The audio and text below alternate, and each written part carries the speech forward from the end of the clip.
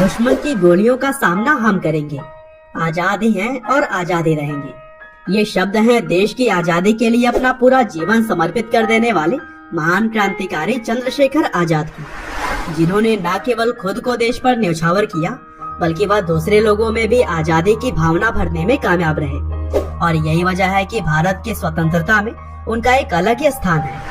और दोस्तों, चंद्रशेखर आजाद ही भारत के वो जाबाज योद्धा थे जिन्हें अंग्रेजी हुकूमत जीते जी कभी पकड़ ही नहीं सकी, और वह दिखावे से ज्यादा कर्म में विश्वास करते थे। और शायद यही वजह है कि उनके सिर्फ एक दो ही तस्वीर हमारे पास है। तो चलिए दोस्तों, आज के इस वीडियो में भी हम भारत की आजादी में अपना महत्वपूर्ण योगदान देने वाले चंद्रशेखर आजाद की पूरी कहानी जानते हैं कि किस तरह से अंग्रेजों को भारत से भगाने की चिंगारी उनके अंदर बचपन से ही जलने लगी थी। तो दोस्तों, इस कहानी की शुरुआत होती है 23 जुलाई 1906 से, जब ब्रिटिश इंडिया के भावरा नाम के एक गांव में चंद्रशेखर आजाद का जन्म हुआ। और जन्म के समय उनका असल नाम था चंद्रशेखर तिवारी। वहीं उनके पिता का नाम सीताराम तिवारी और माँ का नाम जगरानी देवी था। और वैसे तो उनका परिवार मूल रूप से उत्तर प्रदेश के उन्नाव से था, लेकिन वहाँ पर पड़ रहे अकाल की वजह से वे सभी लोग मध्य प्रदेश के भवरा नाम की जगह पर आकर बस गए थे। और दोस्तों, चंद्रशेखर शुरू से ही विद्रोही प्रवृत्ति के व्यक्ति थे। उनको न तो अंग्रेजों की गुलामी मंजूर थी और न ही अंग्रेजों का भारतीयों पर जुल्म ढाना।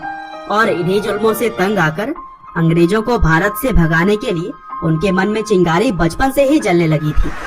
और चूंकि वह एक ब्राह्मण परिवार से ताल्लुक रखते थे, इसीलिए उनकी माँ चाहती थी कि वह काशी जाकर संस्कृत की पढ़ाई करें। लेकिन यह बात न तो चंद्रशेखर आजाद को मंजूर था और न ही किस्मत को, क्योंकि इसी बीच 13 अप्रैल 1919 में जलियांवाला बाग हत्याकांड हुआ, जिसमें कि लगभग 1600 मासूम लोगों की जान चली गई।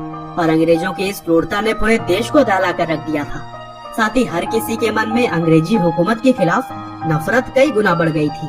और इसी घटना ने चंद्रशेखर आजाद के अंदर भी छुपे हुए क्रांतिकारी को बाहर लाने का काम किया। और फिर 1921 यानी कि महज 15 साल की उम्र में चंद्रशेखर ने गांधी जी के असहयोग आंदोलन में भाग ले लिया। और इसी आंदोलन के दौरान बहुत सारे देशभक्तों के साथ उन्हें भी पहली बार गिरफ्तार किया गया। और फिर गिरफ्तारी के बाद जब उन्हें मजिस्ट्रेट के सामने पेश किया गया, तब मजिस्ट्रेट ने उनसे उनका नाम पूछा और चंद्रशेखर ने अपने उत्तर में कहा कि उनका नाम है आजाद। और फिर पिता का नाम पूछने पर उन्होंने उत्तर दिया स्वतंत्रता। और फिर आखिर में जब उनसे उनका पता पूछा गया तो उनका जवाब था जेल। और यह जवाब सुनकर वहाँ पर मौजूद सभी भारतवासी तो काफी खुश हुए, लेकिन अंग्रेज अफसर और मजिस्ट्रेट तिलमिला उठे। और फिर इन जवाबों के लिए उन्हें 15 कोड़े मारने की सजा सुनाई गई। हालांकि यह सजा एक 15 साल के आम बच्चे के लिए तो कठिन हो सकती थी, लेकिन चंद्रशेखर तो कोई आम बच्चे नहीं थे, क्योंकि उनके अंदर तो देश के ऊपर सब कुछ न्यौछावर करने का जुनून सवार था। और इसीलिए कोड़े पड़ने के साथ उनके मुख से आह निकलने की जगह पर भारत माता की जय निकलता था। और फिर इसी घटना के बाद से चंद्रशेखर तिवारी को चंद्रशेखर आजाद बुलाया जाने लगा। और फिर 1922 में जब गांधी जी के द्वारा असहयोग आंदोलन को भंग कर दिया गया, तब इन्होंने अपने हिसाब से काम करने का निर्णय लिया। और इसी दौरान उनकी मुलाकात हुई मनमथनाथ गुप्त नाम के एक युवा क्रांतिकारी से। और फिर गुप्त के माध्यम से ही आजाद मिले राम प्रसाद बिस्मिल से, जो कि हिंदुस्तान रिपब्लिकन एसोसिएशन के संस्थापक भी थे। और बिस्मिल साहब चंद्रशेखर आजाद से मिलकर काफी प्रभावित हुए। और फिर उन्होंने चंद्रशेखर को हिंदुस्तान रिपब्लिकन एसोसिएशन का मेंबर बना लिया। और वहाँ पर उनका मुख्य काम था फंड जुटाने का, जो कि ज्यादातर सरकारी चीजों को चोरी करके ही इकट्ठा होते थे। और फिर एक बार कुछ ज्यादा ही पैसे इकट्ठा करने के लिए उन्होंने छोटी मोटी चोरी ना करके पूरे ट्रेन को ही लूटने का प्लान बनाया। और फिर इस प्लान को अंजाम दिया गया 9 अगस्त 1925 को। और दोस्तों, इसी घटना को हम काकोरी कांड के नाम से जानते हैं। और इस लूट में हिंदुस्तान रिपब्लिकन एसोसिएशन के बड़े बड़े क्रांतिकारी सदस्यों ने भाग लिया था। हालांकि यहाँ पर बहुत सारे क्रांतिकारियों को तो पुलिस ने पकड़ लिया, लेकिन आजाद वहाँ से बच निकलने में कामयाब रहे। और इस तरह से उन्हें पुलिस छू भी नहीं सकी। और फिर समय बीतने के साथ ही आजाद का कद भी बढ़ता चला गया और वह अब अंग्रेजी हुकूमत के लिए परेशानी का सबब बन चुके थे।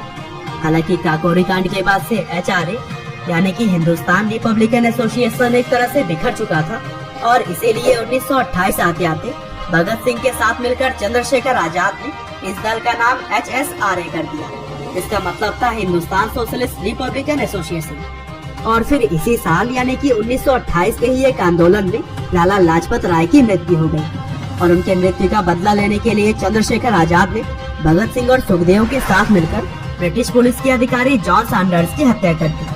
और फिर जब 1931 में भगत सिंह, राजगुरु और सुखदेव जेल के अंदर बंद थे और उन्हें फांसी की सजा सुनाई गई थी, तब उस दौरान भी अंग्रेजी हुकूमत को चकमा देते हुए चंद्रशेखर आजादी थे और वह भगत सिंह, राजगुरु और सुखदेव की सजा को कम करवाने के सिलसिले में इलाहाबाद गए हुए थे। लेकिन 27 फरवरी 1931 को जब इलाहाबाद के अल्फ्रेड पार्क में वह बैठे थे, तब अंग्रेजी हुकूमत को उनके वहाँ होने की खबर लग गई और फिर सैकड़ों की संख्या में पुलिस वालों ने पूरे पार्क को चारों ओर से घेर लिया और आजाद के पास भी इतने हथियार मौजूद नहीं थे कि वह उनका डटकर सामना कर सके। लेकिन इसके बावजूद भी उन्होंने अपने साहस का परिचय दिया और उनसे डटकर मुकाबला करने लगे। हालांकि जब उनके बंदूक में सिर्फ एक ही गोली बची तब वह रुक गए और फिर उन्होंने खुद को गोली मार दी ताकि वह अंत में भी अंग्रेजों के हाथ न आ सके। और इस तरह से चंद्रशेखर शहादत से पहले भी आजाद थे और मृत्यु के बाद भी आजादी रहे। और फिर 24 साल की छोटी सी उम्र में ही शहीद होकर उन्होंने लाखों करोड़ों युवाओं में आजादी की ऐसी चिंगारी जलाई जो कि आग में तब्दील हो गई और फिर आखिरकार 1947 में अपना देश आजाद हुआ। तो दोस्तों, यह थी कहानी भारत की वीर सपूत चंद्रशेखर आजाद। उम्मीद करते हैं कि यह आपको जरूर पसंद आई होगी। आपका बहुमूल्य समय देने के लिए बहुत बहुत धन्यवाद।